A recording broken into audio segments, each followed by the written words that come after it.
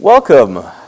You're with Around the Lake for this week of February 18th or so to the 25th.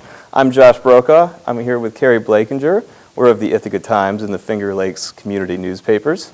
And we're going to talk about some news that applies to you because it's local and you live here. Keri, hello, how are you? I'm good. Haven't seen you all day. I know. Until now, we're here with this beautiful plant and I know, the plant is an upgrade. Santa We have props gnome now. guy who we should probably name. We'll take suggestions from Yes. viewers in the comments. Names. So this week we both wrote about energy, particularly relating to the Cayuga power plant. Yours was. Mine had nothing to do with that. You just said something about Cayuga in the headline, and quite frankly... Oh, that was actually a mistake in the headline. Okay. Well, you can tell. The nice thing about working for a weekly is you have all week to read the stories of your colleagues. Because I'm started writing next week, and I'm sure you have too. Yeah. So explain, was it Energize Ithaca? No, it's Energize New York. Energize New York, okay. Yeah, it's a kind of weird program, if you ask me. So it's something Energize New York is run by a local development corporation, basically. Okay. But it's a state, it will apply statewide. And if a municipality wants to join, then commercial property owners in the municipality are eligible to sign up for these things that are kind of like a long-term loan for the purposes of energy upgrades. It can be for efficiency upgrades or for renewable upgrades. But it's technically not a loan. It's technically a tax lien, because the reason the municipality has to get involved is so that they can put it on your tax bill every year. So Okay. the advantage to this is that the individual property owner is not ultimately on the line if they sell the property. It becomes attached to the property, not the property owner. So if you're not sure if your business is going to survive 10 years, but you want to do some energy upgrades, that's okay, because the next property owner will end up being the one who has to take over the loan with, increased taxes every year. Okay, so what sort of energy, like property upgrades are we talking about here? Like solar panels? Yep, but even just lighting upgrades for like efficiency. But the thing is, it has to be, you have to be able to fund it up front. Like you don't get this funding until the project's completed. The idea is that apparently banks are more likely to give you a loan for short-term stuff if they know you have this on the line for long-term, and it can be really long-term. It can be up to 20 years. For paying it off, and Okay. I think the rates were like 3 to 6.7%. So I guess that's I guess that's a good rate. If they you're acted borrowing, like it was a good rate. I don't think that's a rate I'm going to get it anytime soon. I don't think I'm going to be a commercial property owner anytime soon. So Well, you can always dream, or move to Detroit. But so yes, I wrote about the Cayuga power plant and that whole fun talk about repowering. right, it's been controversial. So I hear. I've been here 2 weeks, so I don't really know. But I did attend a protest on February 10th that was for the Ratepayers and Community Interveners group, and kind of So that was like who's in charge of that? Irene Weiser Okay, of Caroline was That's what I was doing- going to guess.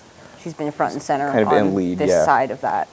So yeah, they are siding with NYSEG because they don't want the power plant to be repowered. Right.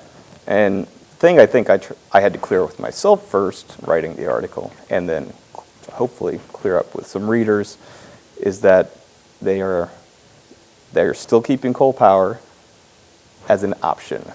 And it was the ratepayers it sounded like a few times they were saying, oh, the coal power in case natural gas gets too expensive. Well, it doesn't look like natural gas is going to be.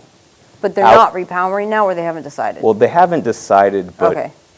judging by what the Public Service Commission said in the Dunkirk case out Right. in Western New York, they're probably going to approve this because Cayuga really modeled their proposal Well, after Lansing the should Dunkirk. be happy.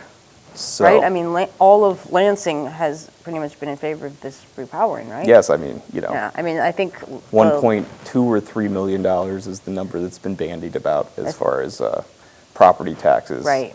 Not to mention, some taxes to the municipality proper. Yeah. So, Yeah, I remember the school district being very concerned about this. Like they actually took account for this possibility in their budget and, decisions on and what they were going to do for bonds and stuff. I mean, that would be a huge blow to the school district. And I remember Mike Sigler, county legislator that represents Lansing, giving some very impassioned speeches about it in the legislature. Yes, he was there at that ratepayers conference, and definitely talked to the cameras a little bit afterwards. But did you know he was on Humans of New York? was he? He was. It wasn't that long ago. It was like, I don't know, maybe right before. It was right over Christmas, and he was in New York with his daughter, and he just happened to be walking through Grand Central Station, and he had this like brown top hat on. Does he usually wear a top No, he hat? does not. He said he feels like he can only get away with it in the month of December. But That makes sense. yeah, but it was just, I mean, he looked like he was in costume or something. It was a cute Well, picture. you know, does he resemble Michael Caine at all? Like the sort of I mean, Scroogey look? He's not old enough to be Scroogey, but I mean, he's a tall white dude. Well, close enough if you're wearing a top hat, I suppose. Did he say anything pithy? Well, he has to, or has to be edited down, at least if you're going to be on Humans of New York. He was talking about, actually, his daughter was with him, and he was talking about, like, just concerns with being a parent in the middle of a divorce. So it was, That would, yeah, it was That would make insightful and sad. Not like some of them are funny. This was not that. yeah, I mean, what's his, Brandon, I can't remember his last name, the guy who does Oh, it. yeah, He does I don't seem to remember work either. hard, but it is, I think people do kind of accept that Humans of New York thing is like, oh, this is just everyone he runs into on the street, and you read an interview or two, it's like, he might take 80 pictures a day and get Right. like 3, you know, We should do a Humans of Ithaca, shouldn't we? with no editing though, because this is the age of No reality. editing, yes, on the Commons. Yeah, we could do the Commons. Yes. Or, Totally. I don't know, where else? Wegmans would probably be a good place out front there, so you get a different demographic there. Yeah. And up on the hill, all of the hills. So All many the hills. It's nice they're like directionally named. Well, though. when you just move here and everyone's like up on the hill and you're like, what are you talking about? Ithaca is one giant hill. Well, I did notice when looking at places when I first got here, it was like South Hill, East Hill, West Hill. It's like West Hill isn't as easy to. It's kind of it's a Yeah. more of a slope. Yes, Or you're right, maybe yes. a ridge? It's west slope. Yeah, something like that. So, anyway, so what was it, last night? Yeah, the solitary confinement event. Yeah. You weren't confined, were you, during it? Well, previously, that's why I was on the panel. Okay. But that was not like the point of the event. We didn't just sit there in cages. It wasn't one of those, like, Reenactments? No. No. We don't do solitary confinement reenactments. That like the sounds horrible. SPCA sometimes will do like, oh, well, you know, I'm raising money and help me like get out of jail for the day. You ever seen those?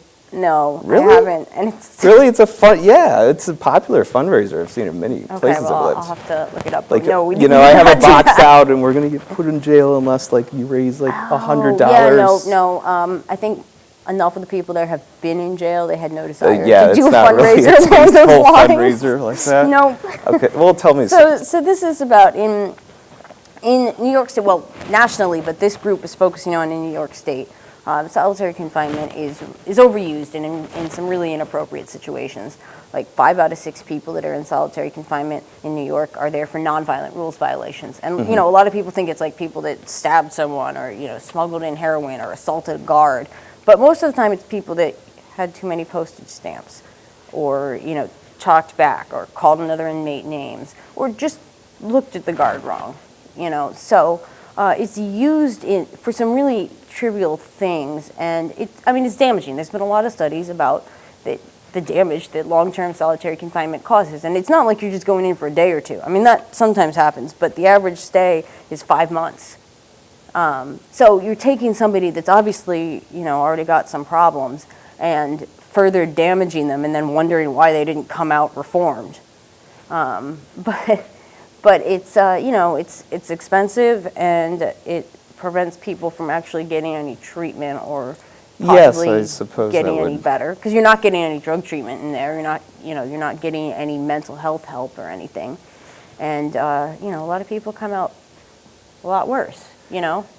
And the UN Special Rapporteur on Torture 2 years ago had cited this as like he goes all over the world like pointing out torture and saying, like, this needs to change. And one of the things he pointed out was the use of solitary confinement in the U.S. We have 80,000 people in solitary across the country, which is more than the entire British prison population. But at any rate, so this was about a state bill that would change the way solitary is used in New York State. It wouldn't eliminate it completely. It would be that if someone's in for more than 15 days, they have to be transferred to a residential rehabilitative unit that would seek to address the underlying behavioral problems that landed them in solitary in the first place. And they'd still be in solitary most of the day, but they'd have 6 hours of required out-of-cell programming. And the hope is that that would also deter the Department of Corrections from using it for trivial things like stamps.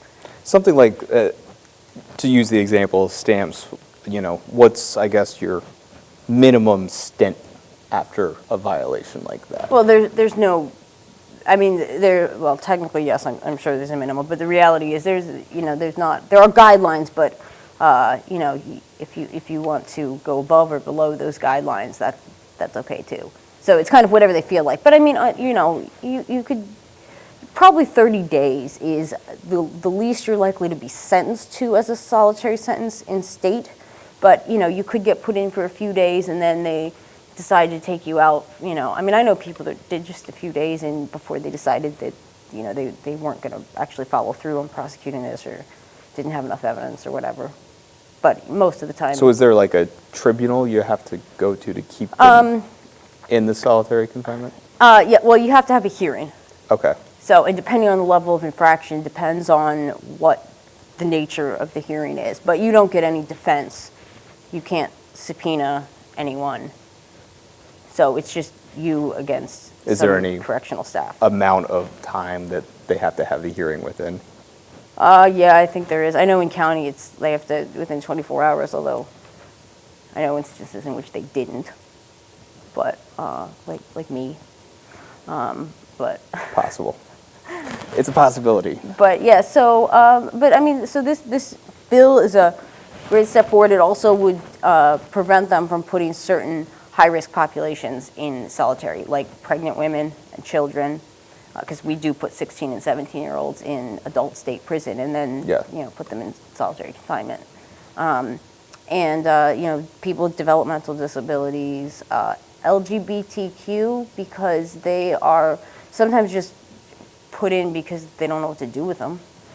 They think it's going to be a problem and just want to put them in solitary. Or, you know, the other issue is that once they're there, they're also a lot more likely to be subject to abuse, and there's really, you know, no oversight to speak of in solitary. Sure. I think correct me if I'm wrong, but wasn't solitary, at least in America, originally a Quaker idea? It was. I always found that fascinating. And now they are one of the big groups fighting against it. That would make sense. Yes. So the Society of Friends is allowed to change their mind. And one of the people that was there was Leslyn McBean Claiborne. So I guess while I was at one event that she was at, you were with JR at City Admin, right? Yes, I was at City Administration on Wednesday night, which was lots of fun because the Cascadilla Boat Club showed up in force to protest. So like how many people were there? It was a full house in the council room, and it's a decent sized council room, so I honestly didn't get around to a head count. I was a bad preacher's kid. But I'm a little jealous. I cover all these like small town meetings with like 5-10 people in it at the most. I guess 50. I mean, there's some that came and went. A few kids, you know, kind of saying, "Oh, I was, you know, not that confident in 8th grade, and now I've rode, and now I'm confident." Get a couple detractors of the club who have complained in the past about its safety. Have they had some high accident rate or something? No, I think there's just, you know, there's always dissent with something like that. And I really need to dig more into some statements made before I write a considered piece on the issue. But there's certainly Mr. Alderman Claiborne did mention that perhaps the makeup of diversity among the Cascadilla Boat Club supporters was not exactly what he looked like. So there's that issue. But were they saying that they were diverse? And then well, the part of the argument, the crux of the argument and it's particularly Alderman Cynthia Brock, Right. who has brought this up many times, I'm told, is that the boat club it's a private nonprofit. There is a membership fee, and members are allowed for a fee of, I think, $175 a year to store their boat in the boathouse. The boathouse in Stewart Park is a, public park. Right. So Ms. Brock's concern has been that you can't use the boathouse as what she calls an incidental usage of the public park, like you might use the ice rink or something, or be able to come along and not join the club and say, can I store my boat here for a fee? Right. And then there's also the issue of money. And the boat club has been renting on an automatic yearly renewal the boathouse for $46.17 a year. Wow. Since at least, I believe it's been said, and this was from Alderwoman Brock's document, so I want to double check, but at least 1985, or from her letter, I should say. And now the agreement that City Attorney Ari Levine drew up under the instruction of Mayor Myrick was around $13,000 a year. I haven't looked at the details of that agreement yet, but so it would be, getting some revenue out of it, and I guess the push has been for things like that, like baseball diamonds, soccer pitches, etc. Right. To, if a little league wants to use it, rent it out rather than just kind of like, And here's no one this has thing. brought this up before. It's been $46 I think it's been, since the 80s. I and- think it's been kicked around some, but it's just one of those things. It's Well, it's a been, nonprofit, so that's part of the reason yeah, to be and reluctant to bring well, I it. was going to say, as far as the outreach, the diversity issue, is that a lot of the boat club members did say, we have scholarship programs for those in need. We have programs like adult Right. learn to row day, kid learn to row day, that sort of thing. So they certainly, have that argument. I mean, I guess it's more of we have the program available versus like how aggressively do you want to see a nonprofit like that go out and find Right. people or try to recruit, so to speak. So Did they give you any sense of their ability or inability to pay that amount? that I need to talk to people about. I'm going to talk to some board members Right. and see. Now, they have been, the estimates are that there's about $4,000 a year they're getting in the $3,000 to $4,000 a year in storage fees for the boats from members. And that, I think, would be left them. So that's been going into their coffers. So that black would flip to red. Right. Once if they were paying the city about $13 a year. So yeah, I don't know. They might need to have some Lent's here. Time for fish dinners. That would connect with their purpose. So I don't know. We'll see. But yeah, I got to dig into it a little bit more before printing next Wednesday on the 25th. I'll have a story about that. So. Sounds exciting. So, you wanted to talk about what I've been Yeah. working on. The crosswords. Yeah, and our cover story It for sounds the awesome. 25th is And going to be. we're doing a crossword team. We're going to compete in this. We're going to compete. And Yeah, I think Bill signed us up. He's supposed to. perhaps, yeah, our gonna be producer awesome. has probably drafted us for this effort. I don't know if I'll be able to help actually do the crosswords, but I know things after talking to crossworders. I know things. About the crossword culture. Our cover story this next week will be about the crossword competition coming up March 7th, and even next week in Around the Lake, we might be able to get a organizer Awesome. and Ithaca's own crossword master, Adam Pearl of Pastimes, in here and talk a little bit about him with him on camera. I had a serious crossword addiction in high school. There was an intervention. Daily? There was like an intervention. How does one go about a crossword intervention? No, I was a figure skater. My coach just pulled me aside and was like, I hear you're spending a lot of time doing crosswords. What were you supposed to be doing? I don't know, maybe not staying up till 2 in the morning doing them. I should have been sleeping. Yeah, see, I would read under the covers, but I didn't really have anything that important I was doing. Well, the crosswords weren't that important, but I know a lot of short words with a lot of vowels now. Yeah, so. that's one thing that has come up a lot. Is there's a few words I can't even say. A two. It's a sewing case. Oh, yeah. Yeah. ETUI, yes. That's like the standard example. And an OIE is some sort of French goose, and an OE is a whirlwind off the Faroe Islands. I didn't know that. Yeah. I was talking to a lot of people who basically do the times, and Yeah. none of those two-letter things there. Oh, really? I never noticed that. So So Which- we're going to be awesome. Yeah, we're going to be really good at crossword puzzles, and you should all join us on March 7th, and maybe next week when we talk to crossword people. Yes. Maybe we'll talk to our producers about that. Yeah. Well, we're here with one more segment for Around the Lake tonight, and I'm here with Bill Chaisson, editor of the Ithaca Times, and we're going to talk a little bit about tax abatements. Oh, yeah. This is specifically downtown tax abatements. There is a special program for the city to increase the density of the buildings downtown. That's called CITAP, C-I-I-T-A-P. Yeah, it's not the most elegant acronym. It used to be CIIP, SIP. Well, that's So even now, worse. now it's actually CTAP. It's got a prayer. But it doesn't work very well sometimes.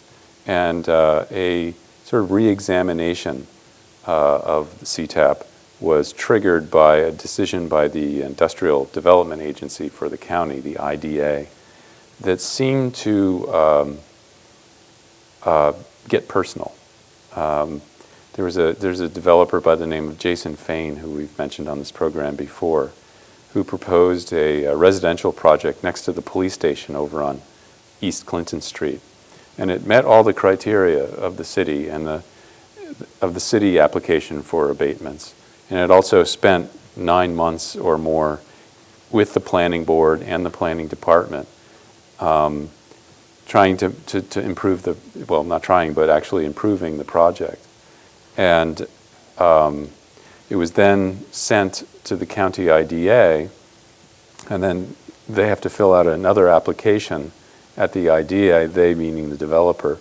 And it's essentially the CTAP application again, plus the second half of the application, which has a few different questions. So what are I know I've had to deal with the CTAP a little bit in my time here covering the Canopy Hilton. Oh, right, yeah. And so that project, the Marriott, the new Marriott, I believe, is also under the auspices Yes, of that's the true CTAP. too, yeah. And I think there's one more which I'm spacing on. Oh, the Herald Square, Yes. which you might have heard about. Yes, Yeah. exactly. And I know the basics are, what, $500,000 more in property Yes. assessment value. You have to increase the value of the parcel by $500,000. And so what are the add-ons of requirements at the county level? Well, that's the interesting thing. Officially, there aren't any for the downtown area. In print, at the IDA website, it says use the CTAP criteria to make your decision for a density project downtown. But there are actually 5 other kinds of abatement projects that the IDA entertains. And what a majority of the IDA did was add some of the criteria from those other 5 types of projects onto a density project. So they decided that it wasn't green enough in the sense that it didn't use alternative technologies, and it wasn't LEED certified or anything like that.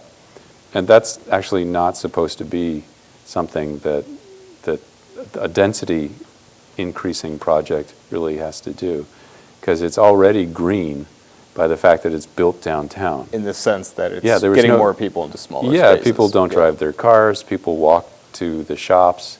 It's This is a anti-sprawl. 100% residential development. No. That was a problem with it. Is Did that they want like a mixed it use was type? there is no stipulation that it should be mixed use, and this would be kind of a weird place for a mixed use building anyway. Yeah. But it could have been, but he didn't want to do it. And I said in an editorial earlier, it's like, you've decided that tarragon is great on chicken, and so you try to talk people into putting it on everything. It's not good on everything. It's not good on everything. And so by the same token, building mixed-use buildings isn't the answer to everything. You can't just put them everywhere and think, we're home. There's only so many We've got a great frozen city. yogurt shops you Everything's can shoehorn mixed-use. underneath an 8th-floor Well, and the other residential thing, building. the other thing was that this is a very steep slope where the building was going to go, and a lot of environmental advocates said that that was just a bad thing to do, because it is kind of gospel that you don't build on steep slopes, because those around the county tend to be places where you find kind of rare native plant communities, because they're steep, they haven't been built on, etc. And so it's just sort of gospel that you don't want to do that. And you can create erosion problems by building on steep slopes as well. But actually the planning department had talked the developer into taking out all the invasive species that are there and putting in a native plant community along the channelized creek. Were there that's hydrilla? there. No, hydrilla is only in standing water. Okay, that's right. And these were Norway maples and box elder's native, but honeysuckle and all these sort of invasive exotic species. And the reason for it is that the slope is actually steep because it's been bulldozed from the top. And Okay. so it's actually just, it's a flat top on the top of the hill, and there's 3 buildings on that, and then it's just been, bulldozed off the side. And so it's all just really disturbed landscape. And so they were going to build on a landscape that had been built on before in the past, and we're going to replace the exotic plant community with a native one. Wasn't exactly a pristine. Well, nobody location. actually read the report before they protested, because they were saying, things about the site that indicated that they hadn't actually read anything about the site or maybe even visited it. And so it was kind of a debacle. And so this is actually the 3rd iteration of this downtown program. And it's working better than the 2nd iteration, which was in place for 5 or 6 years and only one project got through it. Because there was, one set of criteria in the city, and then it was sent out to the county IDA. There was a completely different set of criteria, and no one could get through both gauntlets. And so it was a bad So the scene. gauntlets perhaps come apart a little bit, but still kind of beating at things as they come along. Yeah, I mean, the way it is now, it seems like there's room for people to just play politics. And you can just decide, the IDA can just decide that it's not to their liking. They don't like the developer, they don't like the site, and therefore, we don't care about density. It's not green enough. Density is just, we'll have to wait. So. All right, well, we will wait and see then. Thanks, All right. Bill. With Bill Chaisson, I'm Josh Brokaw of the If the Good Times. Thank you for being around the lake with us this week of February 18th to the 25th. See you next time. And thanks to Joe Scaglione for the opening and closing montage.